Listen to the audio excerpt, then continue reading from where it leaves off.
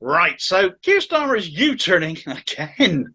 I know, it seems to be every other day at least, doesn't it? Yet another pledge binned off in the name of fiscal rules his party are setting themselves.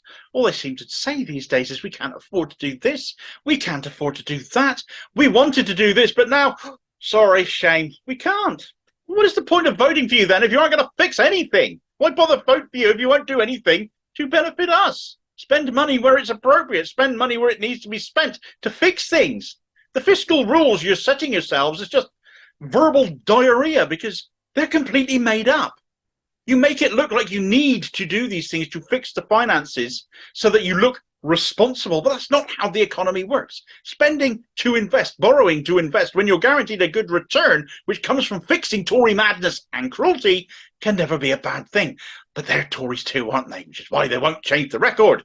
Can only help the country to grow and prosper if you do these things and help people back up on their feet. But you just keep saying no and going back on your word so often now that not only are you ditching every pledge you made to become Labour leader, but you're now ditching all the promises you replaced those pledges with as well now. Anyway, at Labour conference last year, the sovereign body of the party, where legislation is supposedly made by the members, but under Starmer has been relegated to an advisory arrangement when conference is sitting because nobody tells him what to do, least of all the members of his own party, God forbid, who the heck do they think they are? It was decided that Labour would commit to providing universal free school meals. So naturally, Starmer has ruled it out and has now refused to commit to it. Now, this is two-faced, not just because it's another one of his promises binned, and worse, a conference decision overruled arbitrarily because the authoritarian Brill-cream shite-hawk thinks he can just do what he likes. But just 2 days ago, Scottish Labour laid into the SNP over free school meals itself. Labour MSP Pam Duncan-Glancy tweeted out, another broken promise from the SNP. Their financial mismanagement is having a real impact on people's lives. Free school meals have been a commitment of theirs for some time. The government should not be balancing the books on the backs of children. Wow. Sorry, Pam. You can always rely on your boss making you look like a mug in time as he flip-flops over every single policy going that he ever declares or makes. But in just 2 days, he's done this one. That's particularly unlucky for you. Even Keith's pledges generally last longer than 48 hours, though never for all that long, as he drifts to whichever direction the political wind is blowing him. Fiscal rules. In Labour, that means balancing the books on the backs of children, evidently, on the backs of the only hot meal many might get. I wonder how his ardent defenders will try and worm their way out of this one. Oh, he doesn't mean it. I'm sure he'll implement something. Just vote for him so we can get the Tories out. And then once in power, we can fix it. And then once there, they'll say, well, sorry, fiscal rules. Can't be helped. But it can be helped. You vote for someone else, not setting themselves up barriers to doing what is necessary without any good reason for it. The only reason these stupid fiscal rules of Rachel Reeves and Keir Starmer exist is to give the facade that they can be trusted with the country's money, but when all they talk about is not spending it, not being able to afford this, that, or the other, then in what way is that being responsible for the country's finances? It's akin to hiding the cash under the bed mattress and pleading poverty. It's hacking down the magic money tree so you can say we can't afford anything, despite there being branch loads of cash lying on the floor now, and the root system of it still being very much in place, coming out of the Bank of England as it does. The Bank of England can print as much money as is ever required. You just need a tax take to match it to stop inflation rising because of this new money you created, and that requires taxation of wealth and a government prepared to do it. Instead, Starmer and co would rather see child poverty and hunger, as we see too much of these days after 13 years of Tory rule, continue in order to attract wealthy donors to fund his party instead, and taxing them more, well, that won't incline them to fund him, will it?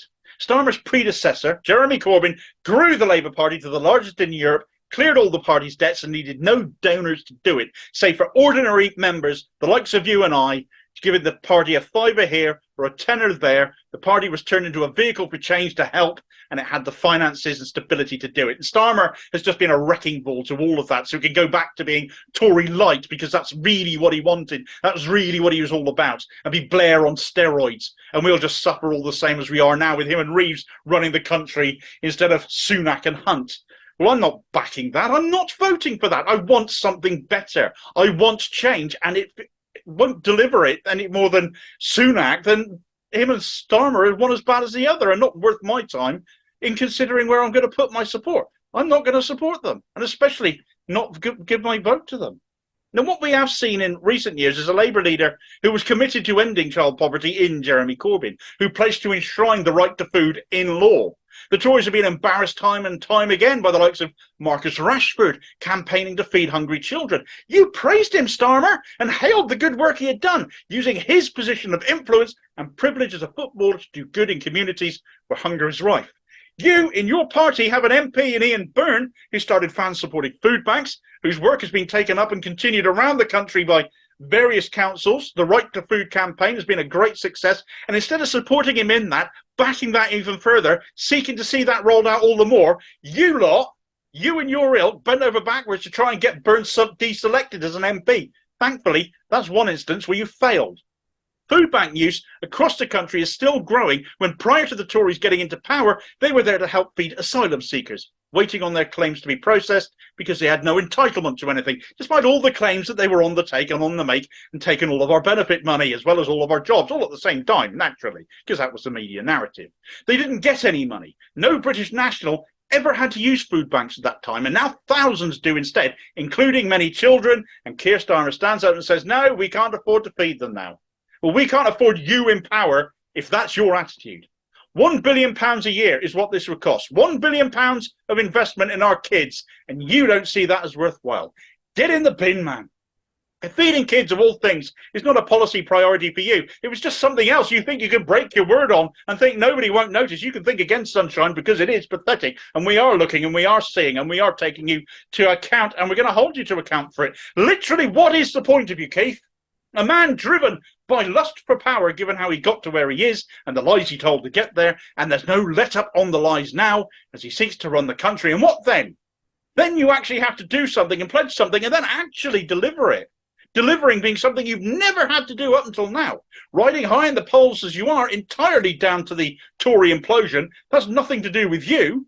But the more people see of you of a man, well, it's no wonder your personal polling is well and truly negative, because the more people see a Keir Starmer, the more people hear of Keir Starmer, and the more people become aware of what a deceitful, authoritarian, self-absorbed, vindictive, mendacious sociopath he is, the less they like him. If you get elected to power next year, Keith, as seems likely, you'll probably go into number 10 as one of the most unpopular elected leaders ever. And deservedly so. And once there, once in the spotlight, once under the magnifying glass, the insect that you are will only become more and more unpopular as you do nothing to fix things.